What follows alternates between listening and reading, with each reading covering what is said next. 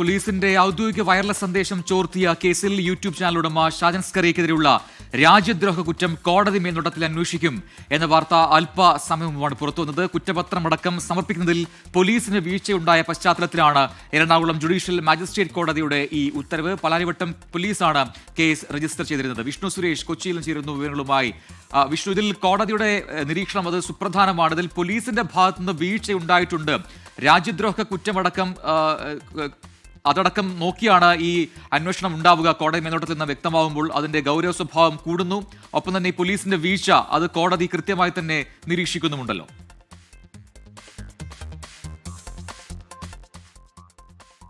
പോലീസിന്റെ ഭാഗത്തുനിന്നുള്ള വീഴ്ച അടക്കം ചൂണ്ടിക്കാണിച്ചാണ് കോടതി ഇത്തരത്തിലൊരു നിർദ്ദേശം മുന്നോട്ട് വെച്ചത്. പ്രത്യേകിച്ച് 2023 ജൂലൈയിലാണ് ഈ സംഭവം നടക്കുന്നത്. അതിന് പിന്നാലെ തന്നെ പാലാരിവട്ടം പോലീസിൽ പരാതി നൽകുകയും അത് കേസായി രജിസ്റ്റർ ചെയ്യുകയും ഒക്കെ ചെയ്തിരുന്നു. പക്ഷേ ഇപ്പോഴും ഈ 2 വർഷത്തിനിപ്പുറവും ഈ കേസിൽ കുറ്റപത്രം സമർപ്പിക്കാൻ പോലീസിനായിട്ടില്ല എന്നുള്ളതാണ് ഇതിൽ ഏറ്റവും പ്രധാനപ്പെട്ട കാര്യം. അത് ചൂണ്ടിക്കാണിച്ച് തന്നെയാണ് പരാതിക്കാരൻ എറണാകുളം ജുഡീഷ്യൽ മജിസ്ട്രേറ്റ് കോടതിയെ സമീപിച്ചത്.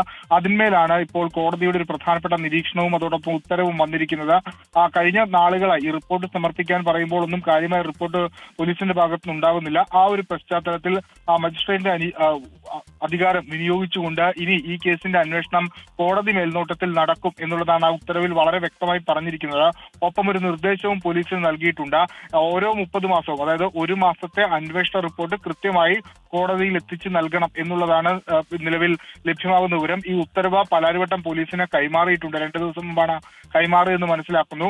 ആ ഒരു പശ്ചാത്തലത്തിൽ ഈ കേസിൽ ഇനിയിപ്പോ കോടതി കൂടി ഇടപെട്ട ഒരു പശ്ചാത്തലത്തിൽ അടിയന്തരമായി തന്നെ കുറ്റപത്രം അടക്കം സമർപ്പിക്കാനുള്ള നടപടിയിലേക്ക് പാലാരിവട്ടം പോലീസ് പോകുമെന്നാണ് നമ്മൾ മനസ്സിലാക്കുന്നത്. 11 പ്രതികളാണ് ഈ കേസിലുള്ളത്. അതിൽ 9ാം പ്രതിയാണ് ഷാജൻ സ്കറിയ. ഈ പോലീസിന്റെ ഔദ്യോഗിക വയർലെസ് സന്ദേശങ്ങൾ ചോർത്തി അദ്ദേഹത്തിന്റെ യൂട്യൂബ് ചാനലിനൊപ്പം പ്രചരിപ്പിച്ചു എന്നുള്ളതാണ് ഈ കേസ്. IT ആക്ട് അതോടൊപ്പം തന്നെ ഈ രാജ്യദ്രോഹ ആക്ട് വരുന്ന 1923 ആ വകുപ്പ് അടക്കം ചുമത്തിയാണ് കേസ് രജിസ്റ്റർ ചെയ്തിരിക്കുന്നത് 11 പേർക്കെതിരെയും. വിഷ്ണു, ഇത് പല സമയങ്ങളിലായി പല രീതിയിൽ ചർച്ചയായ ഒരു കേസ് കൂടിയാണ്. അത് എനിക്ക് തോന്നുന്നു ആ സമയത്ത് ജില്ലാ കോടതിയൊക്കെ സ്വീകരിച്ച നിലപാട് മറ്റൊന്നായിരുന്നു. എന്തിനാണ് ഒരേ കേസിൽ വീണ്ടും അറസ്റ്റ് ഉണ്ടാകുന്നത് എന്നൊക്കെയുള്ള ചോദ്യങ്ങളൊക്കെ കോടതി ഉണ്ടായിരുന്നു. പിന്നീട് തൃക്കാക്കര പോലീസ് ഷാജൻ സ്കറിയെ അറസ്റ്റ് ചെയ്യുന്നതൊക്കെ നമ്മൾ കണ്ടതാണ്. പക്ഷേ ഇതിപ്പോൾ ഈ ഇതേ കേസിൽ ഈ രാജ്യദ്രോഹ കുറ്റം കോടതി മേൽനോട്ടത്തിൽ അന്വേഷിക്കും എന്ന് പറയുമ്പോൾ അതിന്റെ ഒരു പശ്ചാത്തലവും അതിന്റെ സ്വഭാവവും മാറുകയാണ്. അതെന്താണ് അങ്ങനെ? അതോടൊപ്പം തന്നെ ഈ കുറ്റപത്രമടക്കം സമർപ്പിക്കുന്നതിൽ പോലീസിന്റെ വീഴ്ച അത് എന്താണ്? ഏത് രീതിയിലാണ് പോലീസ് നോക്കിക്കാണുന്നത്? കോടതി നോക്കിക്കാണുന്നത്? 2023 രജിസ്റ്റർ ചെയ്ത കേസാണ്. ആ കേസിന്റെ അന്വേഷണം ഇങ്ങനെ വൈകിപ്പോകുന്നത് സ്വാഭാവികമായും അതത്ര ശുഭകരമായ അല്ലെങ്കിൽ ഭൂഷണമായ കാര്യമല്ല. ആ ഒരു നിരീക്ഷണം തന്നെയാണ് കോടതിയുടെ ഭാഗത്തുനിന്ന് ഉണ്ടായെന്ന് നമ്മൾ മനസ്സിലാക്കുന്നു. ഇങ്ങനെ അന്വേഷണം നീണ്ടുപോകുന്നത് ചൂണ്ടിക്കാട്ടിയാണ് പരാതിക്കാരൻ നേരിട്ട് കോടതിയെ തന്നെ സമീപിച്ചത്. പലതവണ റിപ്പോർട്ട്